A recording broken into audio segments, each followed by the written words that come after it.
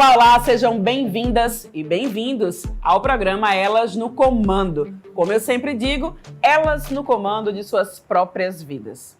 Olha, a violência contra a mulher ocorre em todos os espaços. Em casa, na rua, no trabalho e, pior que isso, a violência contra a mulher também ocorre no ambiente virtual.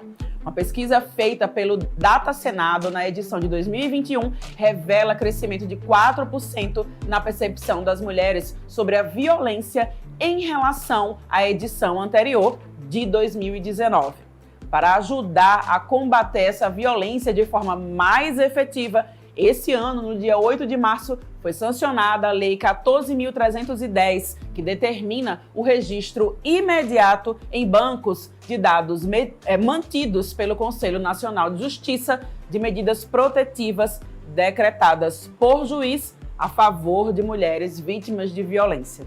Oriunda do projeto de lei 976 de 2019 do Senado, a norma insere na Lei Maria da Penha a necessidade desse registro, garantindo o acesso instantâneo do Ministério Público, da Defensoria Pública e dos órgãos de segurança pública e de assistência social para fiscalização dessas medidas protetivas. A gente vai conversar e destrinchar sobre isso hoje com a advogada de família e criminalista Valdilene Oliveira Martins. Seja muito bem-vinda ao programa, Valdilene. O prazer é todo meu. Eu que agradeço o espaço, porque é uma pauta super complexa que não se exaure, né? E a cada dia que passa a lei está evoluindo, está tendo mais coisas que facilitam a sua aplicação e é bom que a gente dê conhecimento ao público. Muito obrigada e parabéns pelo trabalho de vocês, Aline. Obrigada, Valdilene. Eu queria começar registrando o seguinte: o que essa lei nova, né, determina parece muito simples, né, Valdilene? Olha, uma vez dada a medida protetiva, registra imediatamente ali para que todo mundo que faz parte dessa rede de assistência possa, né, estar ciente ou ter as informações caso precise agir para, de fato, proteger essa mulher, né, que está com a medida. Agora, a pergunta é, por que é necessário essa lei para determinar o registro imediato se, na verdade, a situação de uma mulher estar em medida protetiva já pede um senso de urgência muito grande? Destrincha para a gente aí, Valdilene. Valdilene, seu áudio fechou, não?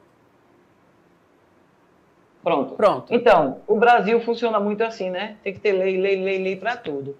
Mas, assim, essa lei, eu entendo que ela vem para criar um banco de dados para que se possa fazer políticas públicas, né? Tal estado teve tantas medidas protetivas por ano, alguns estados vão ter mais, outros menos. Mas, assim, sabe, existem várias questões que a gente pode trazer com relação a essa lei para a efetiva prática. Certo. Então, de plano, o que eu digo a vocês é que ela veio alterar a Lei Maria da Penha, ela acrescenta o artigo 38A e que determina que toda medida protetiva que for concedida, e aí, ao longo da entrevista, nós vamos conversar, são várias medidas protetivas, né? As medidas protetivas são várias, e vai lá para aquele cadastro, né? Sergipe concedeu hoje 10 medidas protetivas, 15, 20, tá tudo lá no cadastro.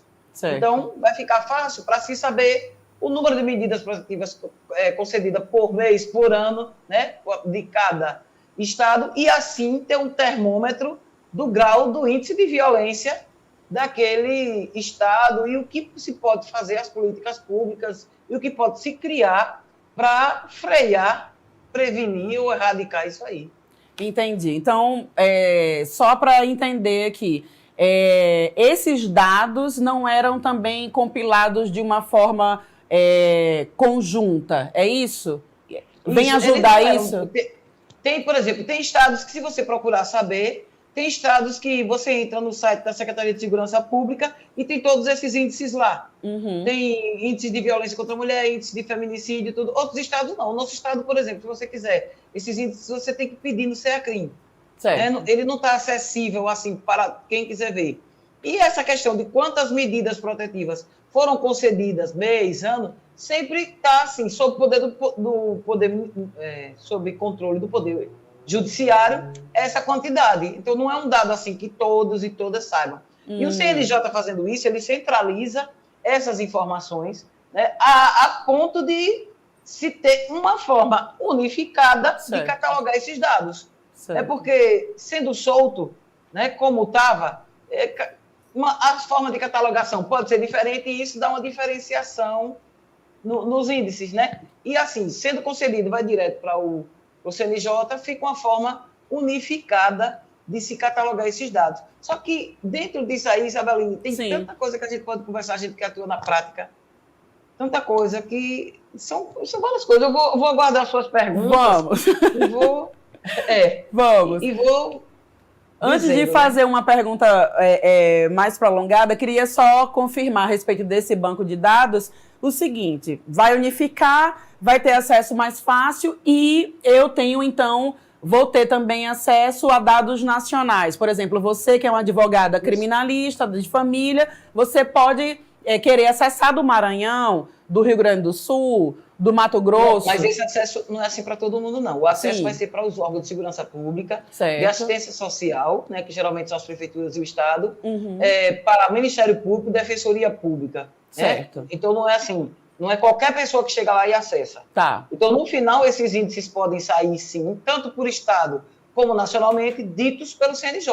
Certo. Entendeu? Como um relatório, uma assim, prestação, né, de informação, né? Exato. Tá. Entendeu? Aí o CNJ, como vai receber todas essas informações, aí ao final do ano ele vai dizer, foram tantas medidas protetivas de Brasília, tantas medidas protetivas de Minas Gerais, né? Então, essa porcentagem vai ficar a encargo do CNJ. Agora, todos os órgãos que fazem parte da rede, né, como eles falaram aqui na lei, tem bem claro, o banco de dados vai ser mantido e regulamentado pelo Conselho Nacional de Justiça, garantido o acesso instantâneo ao Ministério Público, Defensoria Pública, órgão de segurança pública e assistência social. Certo. Entendeu? Para essa efetividade. Entendi. Agora, eu estou querendo... Essa lei ela vai entrar em vigor dia 7 de junho. Eu quero ver isso na prática, sabe por quê, Aline? Sim. Tem uns detalhes aqui, olha. Medida protetiva é uma coisa muito dinâmica. Para começar, são várias medidas protetivas. A gente só conhece a medida protetiva de distanciamento e de retirada do réu do lar. Mas existe no artigo 22, tem inúmeras medidas protetivas que obrigam o réu, né? E são com relação a essas medidas protetivas que essa lei se refere, eu deduzo. Sim. Mas tem as medidas protetivas dos artigos 22 e dos artigos 23 e 24, que são para a ofendida. Mas eu acredito que esse cadastro, eu vejo essa lei assim, ela ficou um pouco solta, alguns detalhes. Sim. A medida protetiva do artigo 22 são para o réu, né? São em desfavor do réu. Tipo, distanciamento da vítima e de familiares, retirada do lar, suspensão de porte de arma, proibição de determinadas condutas, né? Aí tem contato com a ofendida, frequentar determinado lugar, restrição de suspensão de visitas de menores, né, se for o caso, prestação de alimentos provisórios. Então, são várias medidas protetivas, né, que podem ser concedidas. Inclusive, tem até uma medida protetiva nova, que chegou em abril de 2020, que é de encaminhar o réu, desde o início do processo, para os grupos de reeducação. Reflexivos, sim. Isso, os grupos de reeducação. Então, tudo isso é medida protetiva. Agora, sim, a gente conhece de imediato as medidas protetivas criminais, que são aquelas, né, que determinam o afastamento e que determinam a saída retirada do lar, dele né? do lar. Mas existem outras, eu quero esclarecer isso. Existem outras medidas protetivas. Coloque para a gente, por favor, Valdilene, quais são esses exemplos de outras e se é fácil cumprir com essas medidas protetivas. Por exemplo, a de suspensão do porte de arma. Certo. Você tem um agressor que ele é militar ou que ele trabalha de alguma forma com arma, ou que ele tem um porte de arma, né? Por algum motivo. Então, a gente pede a suspensão do porte de arma e isso é concedido, sem problema. Tem um processo, um procedimento, né? E também você não pede só assim, né? Não é uma coisa, porque quando você pede medida protetiva, o nome já diz, né? Medida protetiva de urgência. Sim. Né? Então, uma coisa assim já que o caso está grave, que infelizmente As mulheres, quando buscam a ajuda, elas já estão à beira do feminicídio. A gente precisa atentar as mulheres para que elas busquem ajuda antes de chegar, né, na lesão corporal, na agressão física, na violência física, antes de chegar à beira, no limiar, assim, quase, né, à beira do feminicídio, ou às vezes já com o feminicídio tentado.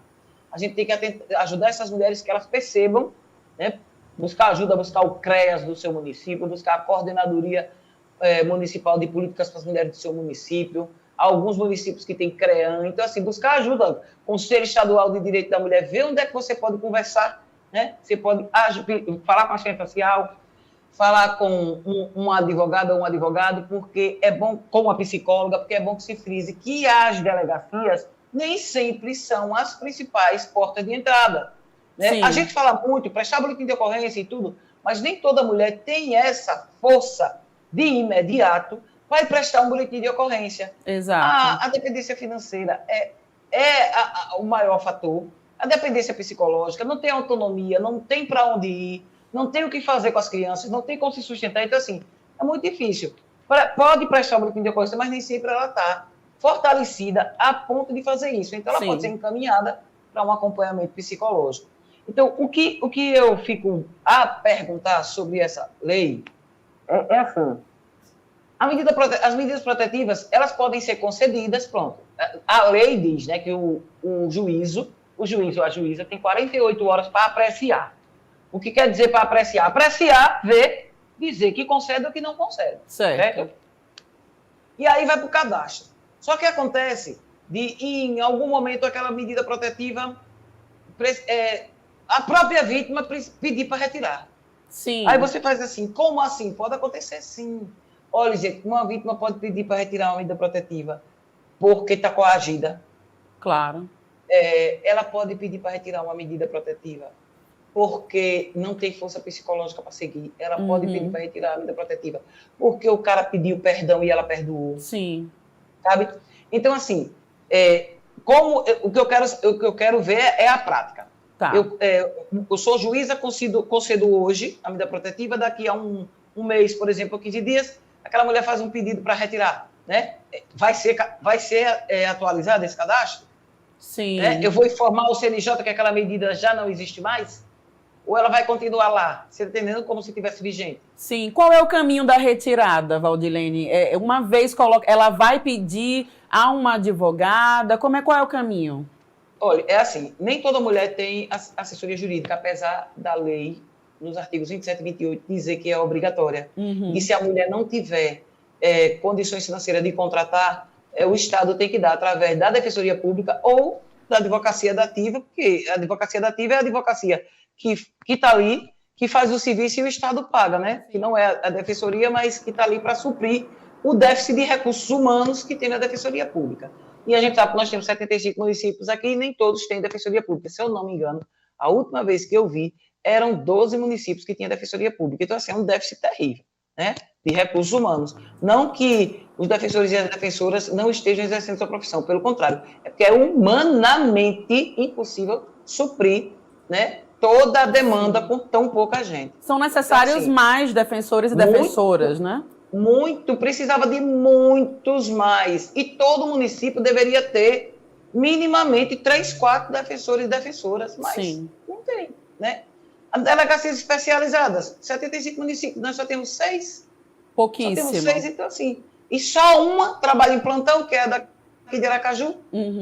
Pelo menos as delegacias especializadas, regionalizadas, deveria ter funcionando em plantão, porque é fora do horário comercial que a violência contra a mulher tem maior incidência. Né? E, na verdade, Valdilene, desculpe te interromper, tudo isso influencia também como a forma como essas medidas protetivas vão ser efetivadas, né?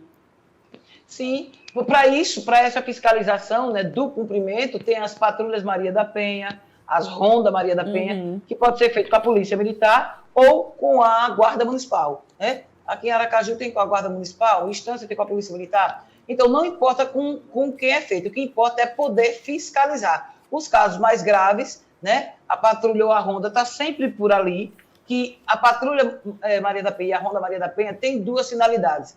a de fiscalizar o cumprimento e também a de prevenir novas condutas. Porque os homens que estão ali pensando em cometer algum tipo de violência doméstica familiar, eles vão perceber a presença efetiva do Estado, Exato. vão dizer, epa, né? Vão pensar duas vezes. Sim. Quando o Estado está ausente, tudo fica mais fácil, todo crime fica mais fácil de ser cometido.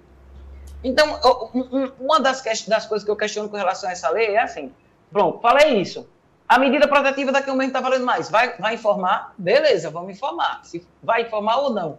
Porque se não informar, Aline, o que é que tende a acontecer? Tende as estatísticas desses dados não serem efetivas, não serem condizentes com a realidade, né? Então, o que é que acontece? Se uma mulher está sob medida protetiva e, por exemplo, o período de beligerância, de perigo já passou, ou ela reatou com o réu, porque a gente não pode condenar, não pode criticar, porque cada uma que sabe de si. Sim. O que é que ela faz? Se ela tiver algum advogado ou alguma advogada acompanhando ela, né, ela pede para que se faça, como eu já tive cliente, para que se faça uma petição para o juízo solicitando a retirada daquela medida protetiva. Sim. Caso ela não tenha, ela vai direto na vara, né, e comunica que quer a retirada, ela vai direto lá no juizado especial da violência doméstica ou a vara onde tiver correndo o processo, né, se não tiver juizado especial, e solicita a retirada, diz, eu quero retirar. Né? E aí o juiz ou a juíza vai dar o despacho, né, concordando ou não. Aí você vai assim, como assim, se ela pediu? Às vezes, a situação tem que ser analisada, porque ela pode ter pedido coagida, não é? Ela pode ter pedido que já teve agressor de fazer a ofendida escrever em próprio punho que era tudo mentira, que aquilo não aconteceu, bererei, bererei, bererei, né? Então, a gente sabe que existem vários casos. Então, esse pedido dela pode ser negado, a depender da situação, né? Sim. Porque cada caso é um caso. Os casos, no geral, eles são muito parecidos, mas cada caso tem as suas especificidades, né? Então, isso é assim. Então, a mulher, ela pode fazer isso, ela pode pedir a retirada, né? Porque já retornou. Mas, assim, eu sempre digo, toda volta, todo retorno de um relacionamento abusivo, a próxima agressão, a próxima violência tende a ser muito mais contundente. Sim. Tanto é que muitas delas morrem depois desse retorno, desse contato, né? Nós tivemos agora uma aqui, né, em Sergipe, que o cara tocou fogo na casa, justamente ela estava sob medida protetiva, e deu outra chance a ele, e ele retornou para casa, e tocou fogo na casa e tudo. Foi uma coisa assim que ela ainda saiu viva, ela e as crianças, mas, né, com a roupa do corpo. Então, esses retornos são muito perigosos, muito, muito perigosos. Por isso que precisa demais desses grupos de reeducação, né, desses homens, de ressocialização, para que eles desconstruam essa visão de mulher como coisa, extensão do seu patrimônio, como sua propriedade. Sim. Entendeu? Valdilene, você disse para a gente, citou antes, né, as medidas protetivas que a gente mais conhece, né? E já destrinchou aí outras, citou, e tem uma delas que é a respeito da pensão, né? Sim. Como é que funciona? Repare, a Lei Maria da Penha, ela é uma lei híbrida. Ela transita pelo âmbito público, ela transita pelo âmbito criminal e pelo âmbito civil. Certo. Alimentos, tanto os gravídicos como para as crianças que já são registradas, né, eles podem ser pedidos a título de medida protetiva de urgência. Certo. Entendeu? Mas, geralmente, isso é pedido em locais que têm dificuldade, que, por exemplo, é um juizado só, é uma juíza ou um juiz só para tudo, e que o processo de qualquer jeito vai tramitar ali. Entendeu? Porque assim, como aqui em Aracaju, que nós temos varas separadas, varas de família, separadas das varas criminais, você já entra direto nas varas cabíveis. Já pede os alimentos gravídicos ou a medida protetiva já direto na própria vara. Para não precisar, sabe, ter aquele procedimento de ir para lá e para cá. Já aconteceu de ser pedido no juizado, né, de violência. Os alimentos, por exemplo, os gravídicos, a mulher está gestante e pediu os alimentos, ou os alimentos para criança, porque alimentos são né, são de urgência. Mas a regra para locais que têm as varas específicas é não se impedir essas medidas protetivas. Entendi. Né? Porque já tem suas varas específicas. Por exemplo, uma medida protetiva que você pode pedir também, bloqueio dos bens, porque às vezes o homem, né, ele que tem, como diz, o controle, né, do patrimônio, ele que tem a conta bancária, ele que movimenta, os imóveis, às vezes um imóvel é comprado, não tem escritura, é só de recibo de compra e venda. Sim. Entendeu? Então é bom que se comunique para se bloquear aquele bem, para que ele não possa depredar, não possa se desfazer. Né? Sim. Transferir para alguém. Então são coisas assim. Por isso que eu digo, quando você pega um processo da Lei Maria da Penha, minimamente esse processo gera no âmbito civil. Certo. Né? No âmbito de família, geralmente, minimamente é um processo. Porque às vezes pode acontecer de gerar muito mais outros processos. Né? Porque a violência patrimonial, ela é muito praticada quando a mulher decide, de fato, separar. Né? Porque eu tenho o costume de dizer que nós somos donas de casa para cuidar, para lavar, para varrer, né? para servir. Mas na hora da partilha, a gente não é dona de nada, não querem dar nada para a gente. Exato, muito bom isso, viu? Você falar isso, Valdilene. Dona de casa só para cuidar, para zelar, né? E para estar ali, empregada doméstica, empregada de graça, trabalho análogo a escravo. Né? Porque os cuidados domésticos, a educação da criança, os cuidados com a criança, os afazeres domésticos, o cuidado com o próprio homem, né? Que muitos têm a esposa como segunda mãe para fazer tudo para eles, não levam nenhuma peça íntima. Então, isso não é visto como trabalho. É inacreditável como isso não é visto como trabalho. Né? Isso, graças a Deus, já está mudando. Você vê que aí na Argentina já foi reconhecido esse trabalho como uma profissão. Exato. Né? Como trabalho. Tem muitas mulheres que casam jovens com esses homens, por exemplo, 14, 15 anos, passam a vida toda desse jeito, até trabalham em empresas que eles têm, sem receber nenhum prolabore, e eles sequer pagam um INSS para elas. E aí, quando elas estão mais velhas, separam, né? 35, 40 anos. Sem amparo. E elas separam sem amparo. Nem um salário mínimo do INSS tem, porque eles não pagavam nem o INSS delas. Entendeu? Então, assim, isso é muito comum. Muito comum. A gente mesmo, né? O movimento, né? O movimento de mulheres frisa muito essa questão de que para que exista um provedor, né, se é essa a concepção do casal, para que exista um provedor fora, há de haver alguém que provém dentro da casa, né? Que é justamente isso que você está falando, mas que não tem uma remuneração para se sustentar individualmente, né? Exato. Valdilene, eu tenho outra pergunta em relação a essas medidas protetivas. A gente sabe que existe uma diferença entre violência contra a mulher e violência doméstica, né? Essas duas questões entram na lei da medida protetiva e, por favor, explique para a gente essa diferença. Olha, a violência contra a mulher, ela é muito ampla. A violência contra a mulher está em todos os lugares, inclusive dentro de casa a violência doméstica. Sim. Porque a violência doméstica ela pode ser praticada contra a mulher, contra a criança, contra a adolescente, contra a pessoa idosa, a pessoa com deficiência, né? A violência doméstica ela é uma coisa mais ampla, até contra animais. Sim. Animais domésticos. Então, existe a violência doméstica, ela ocorre dentro do lar e a maior vítima da violência doméstica é a mulher. As mulheres e as crianças, porque as crianças, independente de sofrerem fisicamente, mas elas têm o reflexo, né? Aliás, as pessoas todas que estão em casa. Então a pessoa com deficiência, a pessoa que é idosa, então, todo mundo sofre. A violência doméstica praticada contra a pessoa idosa, a gente vê muito, né? Principalmente patrimonial, usufrui do benefício do salário, pega empréstimo, vende os bens. Então, a gente vê muito isso. A violência contra a criança, né? Violência doméstica contra a criança, adolescente, abuso sexual, abuso físico, abuso psicológico, né?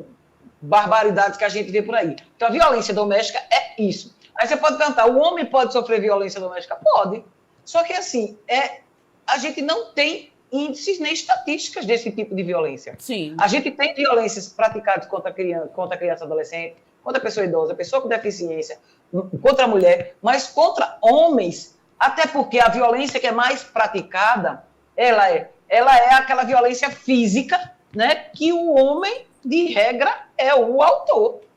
99,9%. É o homem, quer seja marido, quer seja pai, quer seja irmão mais velho, quer seja o avô, é o homem que é o promotor dessa violência. Sim. Né? Agora, a violência doméstica também tem a violência psicológica, que qualquer pessoa pode praticar, né? Qualquer pessoa pode praticar violência psicológica. Claro. Então, a violência moral, né? A violência patrimonial. Então, isso aí pode acontecer. Na Lei Maria da Penha, só quem pode ser vítima da violência doméstica é a pessoa do gênero feminino, quer seja mulher cis, quer seja mulher trans, quer seja, né, travesti. Então, a pessoa do gênero feminino. Agora, a autora ou autor dos crimes pode ser pessoa de qualquer gênero. Sim. Uma mulher pode ser, sim, autora de violência doméstica familiar, se ela tiver um relacionamento, né, homoafetivo. Sim. Pode acontecer com uma mãe, com a filha, uma nora, com a sogra, então pode acontecer. Sim. Agora, a violência contra a mulher, ela é muito mais ampla. Ela começa dentro de casa, que a gente tem pesquisas que o lugar mais perigoso para a mulher é dentro de casa. Sim. 70% dos casos das mulheres que são assassinadas ocorrem em decorrência das relações familiares e afetivas, né? Então, o lugar mais perigoso para a mulher é dentro de casa. Agora, vamos para a violência contra a mulher. É a importunação sexual, é o assédio sexual no trabalho, é a sobrecarga, é o salário menor no mercado de trabalho pelo fato de ser mulher, né? Que uma mulher ela pode chegar a ganhar 30% a menos que um homem, exercendo a mesma função, tendo a mesma carga horária, né? E se for uma mulher negra, isso pode chegar até 50%. Então, a questão dos crimes sexuais contra a mulher, a violência contra a mulher é muito característica. Eu digo assim, gente, olha, nós estamos falando de violência. Quando a gente fala de violência, existe violência na sociedade contra todo mundo, né? Tem violências que são comuns, um assalto, né? Uma briga no trânsito, uma coisa por outra. Isso é comum a qualquer pessoa, independente do gênero, independente da idade. Agora, existe a violência de gênero que a mulher sofre por ser mulher. Essa é diferenciada. Sim, né? sim. Aquele assédio sexual, importunação sexual, o estupro, todo o tipo de coisa de cunho sexual pode acontecer com o homem? Pode, mas quantos casos a gente sabe? Né? Valdilene. Então, assim, a mulher que é eminentemente a vítima, sim, pois não? Sim. É muito boa essa diferenciação. A gente trata sempre aqui desses temas, né, no programa, mas é sempre bom reforçar. E acho que você fez aí uma explanação importante para quem está vendo a gente sobre essa diferenciação entre a violência doméstica, né, e a violência contra a mulher. A gente chegou ao finalzinho do nosso tempo, infelizmente, né? Que pena. Que pena. E eu queria que você me colocasse aí em 30 segundinhos só. Você já disse que tem algumas ressalvas na prática dessa lei, né? Como é que vai funcionar. Mas, assim, rapidamente, em 30 segundinhos, é positivo, né? A aprovação dessa lei é positiva. Claro, toda lei é positiva, porque quando você bota nomenclatura, quando você determina, aquilo é crime. Porque quem nunca sofreu importunação sexual?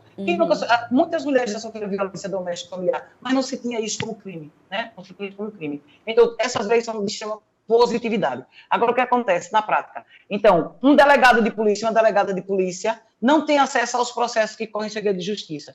Medida protetiva só é vigente se o réu, o acusado, der ciência da lei, ou der ciência da medida protetiva. Ele tem que dar ciência, o oficial de justiça procura ele, ou oficiala, e ele dá ciência, e a partir dali é que ela tem vigência. Sim. Não é só a concessão da medida pelo juízo que dá vigência a essa medida. Então, como é que vai ficar isso também?